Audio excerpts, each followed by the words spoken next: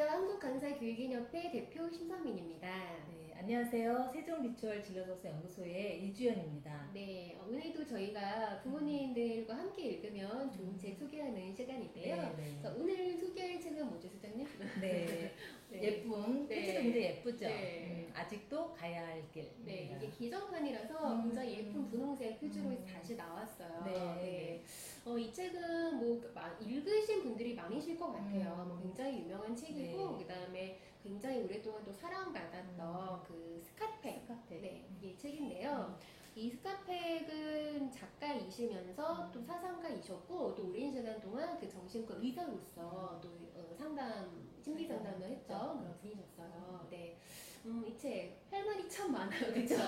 네, 굉장히 조금 방대하면서 그 어떤 또 심리 상담을 하면서 겪었던 다양한 어떤 사례라던가, 그 다음에 그 심리학자들의 또 이야기도 있기 때문에 굉장히 얘기할 게 많은데, 네. 그럼에도 불구하고, 네, 어떤 이야기를 한번 나눠볼까요? 네. 자, 이 책은 네. 예를 들어서 이 전반부에 보면은 네. 훈육과 사랑에 대한 그 부분을 굉장히 정의를 여러 네. 가지 측면에서 내리고 있거든요. 네. 그래서 제가 훈육에 대한 것도 한번 이렇게 마인드맵을 네. 또 사랑에 네. 대해서 얘기하는 것도 이건 좀 밑에 자막으로 좀 이렇게 내려갈 텐데요. 네. 이 책의 처음 문장이 뭐냐면 삶은 네. 문제와 고통의 연속이다. 네. 예. 그런데 그것을 해결하는 도구로 우리는 훈육을 길러야 된다. 많이 네. 훈육을 해야 된다. 그럼 그 훈육이 뭐 우리가 생각하는 아이들을 대상으로 하는 훈육은 당연히 포함되고 네. 자기 자신에 대한 훈육 이런 부분까지 네. 뭐 여러 가지 얘기가 있거든요. 네. 네. 저도 개인적으로 저 문장을 굉장히 제 인생에서 좀 중요한 문장으로 봐요. 삶 자체는 고통이다. 그쵸. 그러면 이게 언뜻 보면 굉장히 좀 비관주의자 같고 좀 뭔가 좀 부정적인 어떤 생각이 있는데 사실은 그렇진 않더라고요. 제 경험상 삶 자체가 고통이라고 정의하는 그 순간이요. 하루하루 나한테 오는 어떤 다양한 그런 일들이 있잖아요. 그게 다 축복으로 느껴져요. 그쵸. 네, 물론 이제 이거는 또 이제 뭐 연습의 영역일 수도 있고 또 훈련의 영역일 수도 있고 좀 생각을 좀 달리 이제 하는 그런 영역일 수도 있는데 이제 우리 이런 개념 있잖아요. 욜로처럼 우리는 뭐 매번 즐거워야 하고 지금 이 순간에 즐겨야 하고 네, 그러니까 물론 이제 그것도 굉장히 가치 있다고 보지만 우리 삶 자체가 나는 무조건 꽃길만 걸어야 해 라고 하는 전제가 있으면 또 어떤 면으로 보면 삶이 너무 고통스러워지는 거예요. 일상이 너무 남루하게 느껴지죠. 네, 그런데 반대로 아예 그냥 우리 삶은 고통이야 라고 정의하는 순간 내가 걷는 길을 꽃길로 만들 수 있겠다 라고 좀 생각을 바꿔볼 수 그쵸. 있거든요. 네. 저도 굉장히 중요한 이렇게 생각하는 문장이거든요. 예를 들어서 네. 그렇게 좀 외롭지 않으려고 노력한 적이 있었어요. 뭔가 그 외로운 느낌이 드는 게 싫어서 뭐 어떻게든지 뭐 가족과 활동도 하고 누굴 만나기도 하고 이랬었는데 네. 어느 순간 여러 뭐 또 책들이나 이런 걸 통해서 어느 순간 삶은 원래 외로운 거야. 네. 인간은 원래 외로워야 돼. 네. 외로운 거야. 이걸 이렇게 딱 받아들이고 나니까 네. 외롭지 않게 되더라고요. 네. 저는 그런 걸 좀 느꼈어요. 고독한 그래서 그래서 인간은 고독한 존재다라는 거를 전제하는 순간 맞아요. 저 소장님처럼 네. 그럴 수 있지. 그리고 내가 이제 밖에 나가서 물론 이제 이렇게 사람들하고 즐겁지만 또 어느 순간 혼자 있어야 되는 그 순간이 있고 또 그거를 또 이겨내야 하는 순간이 있잖아요. 그래서 삶은 고통이다. 라는 말이 절대로 어떤 비관적인 말이 아니더라고요. 그쵸. 네. 그 의미를 알 수 있었고. 네. 자, 그래서 이 책은 그렇게 훈육에 네. 대한 부분을 이야기하면서 네. 그 다음에 이제 진정한 사랑이란 무엇인가에 네. 대한 이야기를 하죠. 네. 사랑이라고 하면은 뭐 남녀간의 사랑도 있고 특히 네. 우리가 지금 뭐 관심이 많이 있는 아이를 어떤 마음으로 사랑을 표현하고 어떻게 해야 되느냐에 대한 여러 가지 좀 이야기할 것이 많이 있잖아요. 네. 그런데 여기서 사랑이란 아이를 감정적으로 막 예쁘다, 너 어쩜 이렇게 잘하니 이런 식의 사랑은 아니라는 거죠.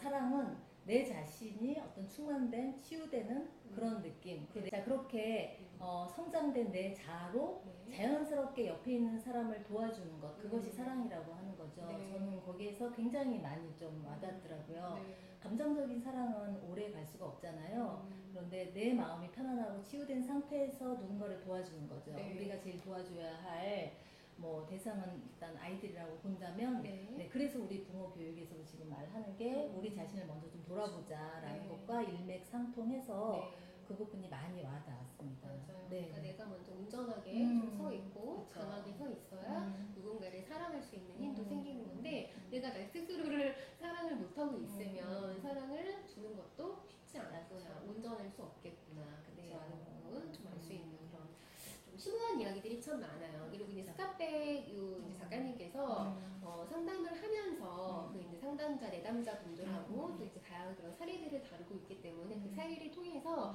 그 사례도 우리도 이제 다 또 적용되는 그런 부분이 있을 수 있잖아요. 나도 만약에 내담자였다면 아 이럴 수 있었겠구나 이제 이런 측면으로 볼 수도 있었고요. 특히 저 같은 경우에는 제가 이제 이 책을 저도 본 지 꽤 됐어요. 그리고 제가 그때는 상담교육을 공부할 때가 아니었잖아요. 그때는 아무래도 좀 내담자 입장에서 좀 보고 나도 좀 치유가 필요해 라는 사람의 입장으로 봤다면 제가 지금 봤을 때는 제가 이 상담교육을 좀 공부하고 있다 보니까 저도 이제 좀 여러 어떤 루트로 이제 상담을 또 진행하는 입장이 되어갔잖아요. 그리고 이제 다양한 어떤 심리학자들에 대한 공부를 하고 나서 보다 보니까 이 스카페 이 작가님께서 어떤 관점으로 이 책을 썼고 그 다음에 좀 어떤 심리학자 영향을 많이 받았구나라는 관점이 조금 보이기 시작하더라고요. 그래서 뒷부분에서는 그런 이제 좀 무의식에 대한 영역들 이제 그런 것들이 나오게 되는데 이제 351페이지에 보면요 무의식의 기적이라는 파트가 나와요. 많은 분들이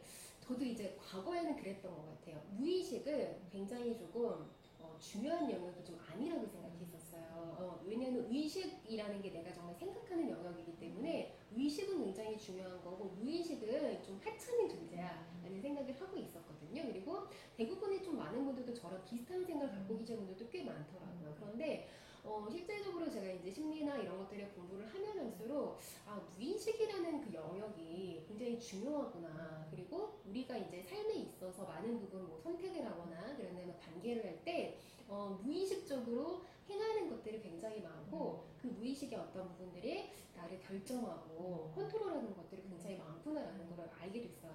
그래서 이제 여기서도 이제 그런 부분들을 좀 알 수가 있는데 꿈 분석하는 것들에 대한 이야기가 나와요. 이제 꿈 분석하면은 크게 우리가 프로이트하고 좀 융을 얘기해 볼 수 있을 것 같은데 프로이트 같은 경우는 이제 꿈이 어떤 욕망을 표출한다고 얘기를 했고요. 그 다음에 융 같은 경우에는 그 꿈에는 어떤 의미가 있어. 그 다음에 어떤 상징이 있어. 이제 라는 이야기를 했거든요. 그래서 이제 여기서 보면은 이제 뭐 다양한 또 이야기가 나오는데 융이라는 파트에서요. 369페이지에 보면은 융이 실질적으로 이제 어떤 내담자와의 이제 관계에 있었을 그 내담 상담하는 관계에 있었을 때 하나의 꿈을 꿉니다. 네, 그 이야기가 나오거든요. 저는 이제 요거를 조금 공부를 해드리고 싶었어요. 네. 어떤 이야기였냐면 한 젊은 여자 환자분이었어요. 근데 서로 이제 노력을 하는데 이 여자 환자분이 쉽게 마음을 안 여는 거예요. 그러니까 융이 이제 상담을 한 내담자인데 그래서 이분이 이제 굉장히 교육도 참 열심히 많이 받으셨고 아주 뛰어난 분인데 쉽사리 마음을 열지를 못했어요. 그런데 이제 그러면서 융이 꿈을 꾼 거예요. 어떤 꿈을 꿨냐면 뒤 등교에서 무언가 이렇게 유리창을 이렇게 똑똑똑 두드리는 소리가 나더래요. 그래서 그게 뭘까 봤더니 아주 커다란 벌레 한 마리가 어두운 방으로 이렇게 들어오는 그런 이제 꿈을 꿨다는 거예요. 근데 이제 알고 봤더니 그게 황금 풍뎅이였고 융이 그 벌레를 이제 그녀한테 건네주면서 이렇게 얘기를 했다고 해요. 여기 그 황금 풍뎅이가 있어요. 이렇게 얘기를 했는데 이제 융은 이거를 뭐라고 해석을 하냐면요. 그 그녀가 그러니까 내담자가 어떤 상담하는 과정에 있어서 분명히 어떤 지적 저항이 있었을 거예요. 예를 들면 내 어떤 속마음이 있을 텐데 이거를 쉽사리 말하지 못하는 그런 것들이 있었을 거고 융이라는 어떤 상담자하고 내담자 사이에 알게 모르게 어떤 그런 관계가 있었을 때는 벽이 있었을 텐데 이 황금풍뎅이가 의미하는 거는 그 벽을 허물어뜨리고 융이 이제 황금 그 풍뎅이를 주면서 그런 어떤 저항이 무너졌다라고 얘기를 하거든요. 그러니까 이렇게 꿈이라는 게 우리가 그냥 쉽게 생각하지만 그 꿈에는 굉장히 좀 많은 의미가 좀 담겨 있을 수 있다라는 말을 이스카펙 작가님께서 이 책에서 하고 있으세요. 네, 그래서 이런 것들도 제가 이제 공부를 하고 나서 보니까 조금 보이더라고요. 네, 그 전에는 잘 이해가 안 됐었는데 이게 어떤 의미일까 잘 몰랐었는데 이제 이런 것들이 좀 보이기 시작을 했던 것 같고. 그 밑에 보면 이제 은총의 이야기가 나와요. 우리가 은총의 혜택을 누리지 못하는 이유는 그 실제를 제대로 몰라서다라고 얘기를 하는데, 그러면서 이렇게 나옵니다. 우리는 스스로 애써 구하지 않아도 주어지는 것에 소중함을 모른다. 네, 저는 이 말이 굉장히 좀 많이 생각하는 부분이에요. 그래서 자, 소장님이랑 한번 해보면 좋을 것 같았어요. 네. 뭐냐면 우리가 스스로 애써서 구하지 않는데 나한테 주어진 것들이 분명히 있잖아요. 그거를 한번 우리 생각해보고 한 5개 정도만 얘기 한번 해볼까요? 그럴까요? 네. 번갈아가면서 하나씩 해볼까요? 생각이 안 나는데 갑자기. 아, 그럼 나는 별로 감사한 마음이 별로 없었나? 애써 구하지 않아도 생긴 거에 대해서. 예를 들면 저는 이거예요. 오늘 지금 비가 오고 있어요. 제가 애써서 구하지 않았는데 지금 비가 오고 있죠. 그래서 어제까지만 해도 날씨가 너무너무 더웠는데 이 비가 오면서 조금 날씨가 선선해져서 제가 오늘 참 좋아요. 네. 네, 회장님은? 애써 그렇지 않아도. 네. 근데 그게 딱 사실 딱 떠오르는 게 그냥 엄마 아빠가 생각이 나고 우리 아이들이 생각나고 그냥 그랬어요. 그쵸. 사실 이렇게 이 말씀을 하면은 저분은 엄마를 굉장히 좋아하나 보다 이렇게 생각할 수 있지만 별로 제가 이제 그 전에도 좀 말씀드리고 그래서 사실 이 맏딸로서 엄마하고 독립적이지 않은 그런, 여기 이 책에서도 보면 자아 경계라는 말이 나오거든요.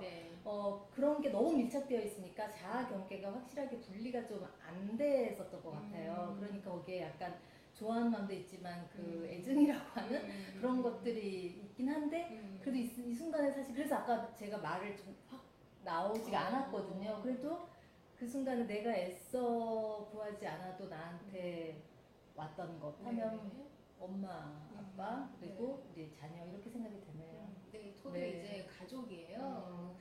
저희 가족도 이제 어쨌든 물론 이제 애썼던 부분도 있겠지만 지금 현재로서는 이제 우리 저와 함께하는 동반자잖아요. 내가 뭔가를 막 애쓰지 않아도 함께 있는 존재들, 그리고 내가 좀 슬프거나 뭔가 속상했을 때 그래도 가장 가까이에서 저를 보면서 또 위로도 하고 함께 웃을 수 있는 그런 존재인 것 같아요. 네. 그다음에 5개 안 쳐도 되죠? 3개만 할까요? 엄마, 아빠, 우리 애들도. 그렇게? 그 정도? 그 정도. 근데 저는 이제 그런 거랑, 그 다음에 뭐 이런 거죠. 우리 왜, 따뜻한 말 한마디 같은 거. 네, 우리 아까 제가 소장님하고 이제 만났을 때 소장님께서 저한테, 작가님 집에 따뜻한 새로 산 그 코코아 파우더가 있는데 따뜻하게 한 잔 드릴게요 하는데 그런 말 한마디가 참 따뜻했어요. 네. 이런 것들 제가 애쓰지 않아도. 아니, 작가님 오면은 같이 먹으려고 지난번에 네. 영국 가서 사갖고 온 그 화이트 초콜릿이라고 하는 걸 같이 맛봤어요. 그래서 그런 것들이 저한테는 굉장히 따뜻한 어떤 그 감사한 순간으로 느껴지거든요. 근데 그 말을 또 따뜻하게 받아주셔서 너무 좋네요. 그래서 우리가 이런 것들을 물론 의식적인 영역이긴 해요. 그렇지만 우리가 무의식 속에서 느꼈던 거를 이렇게 좀 의식화하는 작업이거든요. 내가 무의식 중에서 느꼈던 어떤 감사함, 그 다음에 어떤 고마움, 그 다음에 자연에 대한 어떤 경이로움 이런 것들을 무의식 속에 느끼고 있지만 한번 의식화해서 맞다, 내가 오늘 이런 것 참 감사했고 내가 애쓰지 않았지만 이런 것들이 나한테 주어졌었지. 오늘 하늘도 기본적인 삶은 고통이지만 이렇게 일상의 즐거움을 플러스라는 것들이 있구나 하면서 굉장히 좀 충만해지는 것 같아요. 네. 그래서 이제 결국에는 그런데 그 힘이 뭐냐면 이제 사랑인 거잖아요. 그래서 정말 그러니까 자기 자신과 그 다음에 타인, 뭐 아이가 됐건, 뭐 남편이 됐건, 가족이 됐건, 나를 좀 성장하면서 상대방도 함께 성장하면서 이제 치유하면서 하는 것들 그 힘이 결국에는 좀 사랑이구나. 라는 생각도 했죠. 이분은 그래서 여기에 전반적으로 사실 굉장히 중요하게 생각하는 게 영적인 성장이죠.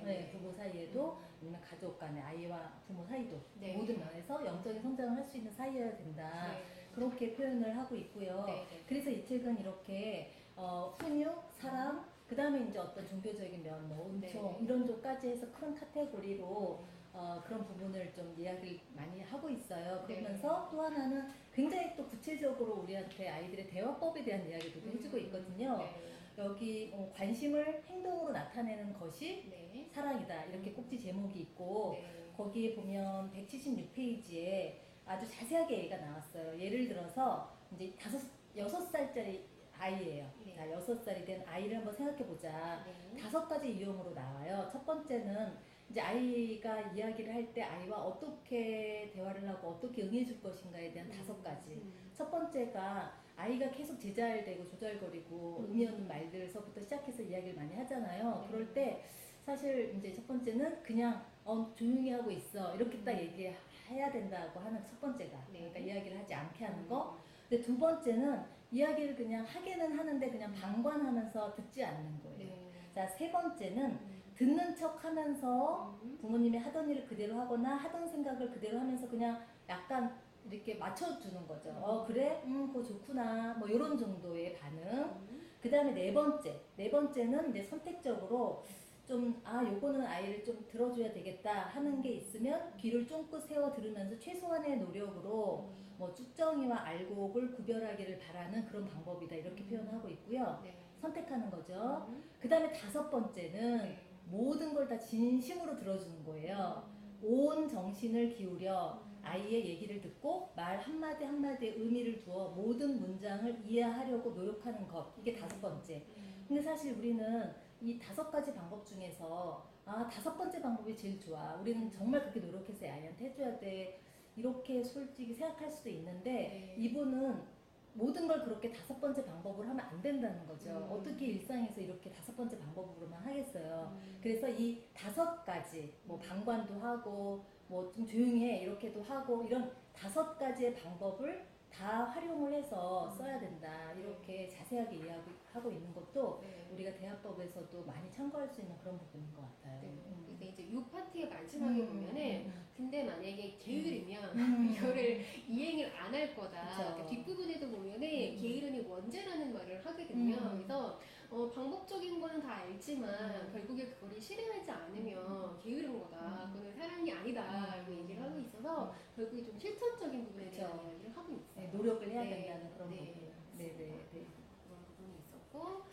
그래서 전체적으로 어쨌든간 스카펫 이 작가님이 상담을 하면서 이제 심리에 대한 부분들 그런 부분들을 이야기를 하고 있고 또 이제 종교적인 부분들 또 영성에 대한 이야기도 하고 있어서 조금 심오하지만 좀 철학적인 그런 부분이 많이 있지만 좀 생각해 볼 만한 주제가 많이 있어서 아이들을 기르시는 뭐 부모님들뿐만이 아니라 워낙에 뭐 유명한 책이기 때문에 많이 보셨겠지만 많이 좀 참고가 될 수 있는 그런 책인 것 같아요. 그래서 마지막으로 좀 한 문장 읽어드리자면 441페이지에 보면 부처는 애써 해탈하려는 노력을 멈추었을 때 깨달음을 얻었다. 그리고 해탈이 그에게 오도록 했다라는 그런 표현을 하거든요. 그래서 정말 우리가 이제 물론 이제 우리는 이제 성인군자는 아니기 때문에 이러는 게 좀 쉽지는 않겠지만 어느 순간 정말 이렇게 좀 비우고 좀 놓았을 때 그런 좀 깨달음이 찾아오는구나라는 것도 좀 느꼈던 것 같아요. 네, 그래서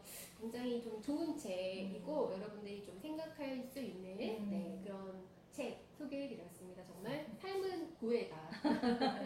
삶은 문제의 연속이다. 네, 그렇지만 저희가 아까 잠깐 했던 그 연속 선상에서 내가 근데 애쓰지 않았는데 나한테 주어졌던 것들이 뭘까를 하나하나 생각해보면 정말 하루하루가 축복의 연속이 되지 않을까 싶은 생각을 하면서 오늘 그 책 이야기는 마무리를 짓도록 하겠습니다.